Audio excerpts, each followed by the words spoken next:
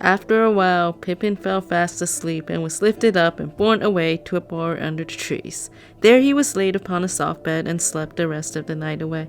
Sam refused to leave his master. When Pippin had gone, he came and sat curled up at Frodo's feet, where at last he nodded and closed his eyes. Frodo remained long awake, talking with Gildor. They spoke of many things, old and new, and Frodo questioned Gildor much about happenings in the wide world outside the Shire. The tidings were mostly sad and ominous, of gathering darkness, the wars of men, and the flight of the elves.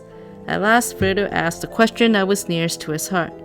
"Tell me, Gildor, have you ever seen Bilbo since he left us?" Gildor smiled. "Yes," he answered. "Twice he said farewell to us on this very spot, but I saw him once again, far from here." He would say no more about Bilbo, and Frodo fell silent. "You do not ask me or tell me much that concerns yourself, Frodo," said Gildor, "but I already know a little, and I can read more in your face and in the thought behind your questions. You are leaving the Shire, and yet you doubt that you will find what you seek or accomplish what you intend, or that you will ever return. Is not that so?"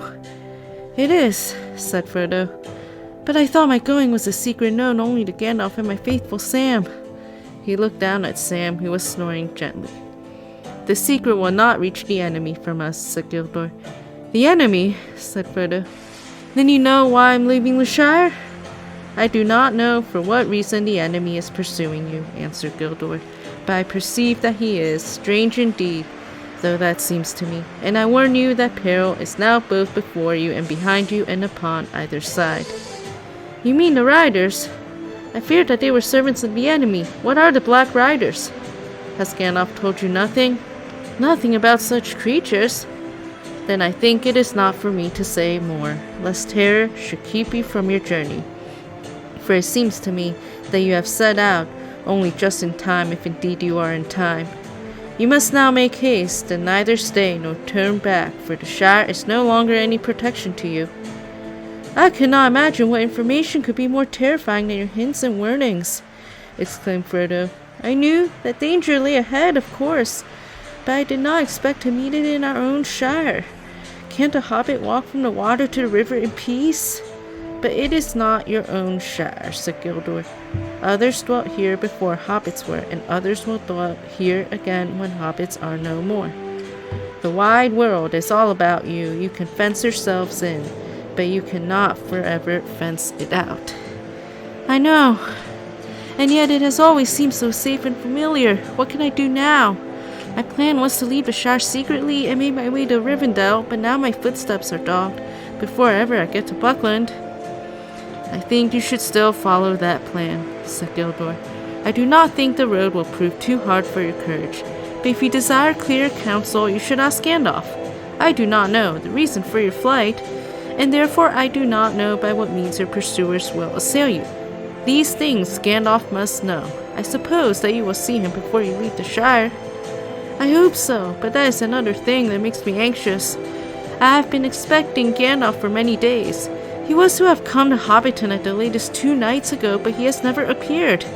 Now I am wondering what can have happened. Should I wait for him?" Gildor was silent for a moment. "I do not like this news," he said at last. "That Gandalf should be late does not bode well, but it is said, 'Do not meddle in the affairs of wizards, for they are subtle and quick to anger.' The choice is yours, to go or wait." "And it is also said," answered Frodo, "Go not to the elves for counsel, for they will say both no and yes." "Is it indeed?" laughed Gildor. "Elves seldom give unguarded advice, for advice is a dangerous gift. Even from the wise to the wise, and all courses may run ill. But what would you? You have not told me all concerning yourself, and how then shall I choose better than you? But if you demand advice, I will for friendship's sake give it. I think you should now go at once, without delay, and if Gandalf does not come before you set out, then I also advise this. Do not go alone. Take such friends as are trusty and willing. Now, you should be grateful, for I do not give this counsel gladly. The elves have their own labors and their own sorrows, and they are little concerned with the ways of hobbits or of any other creatures upon earth. Our paths cross there seldom by chance or purpose. In this meeting there may be more than chance, but the purpose is not clear to me, and I fear to say too much." "I am deeply grateful," said Frodo, "but I wish you would tell me plainly what the Black Riders are. If I take your advice, I may not see Gandalf for a long while, and I ought to know what is the danger that pursues me." "Is it not enough to know that they are servants of the enemy?" answered Gildor. "Flee them, speak no words to them, they are deadly. Ask no more of me, but my heart forebodes that, ere all is ended, you, Frodo son of Drogo, will know more of these fell things than Gildor and Glorion. May Elbereth protect you." "But where shall I find courage?" asked Frodo. "That is what I chiefly need." "Courage is found in unlikely places," said Gildor. "Be of good hope. Sleep now. In the morning we shall have gone, but we will send our messages through the lands. The wandering companies shall know of your journey, and those that have power for good shall be on the watch. I name you our friend, and may the stars shine upon the end of your road.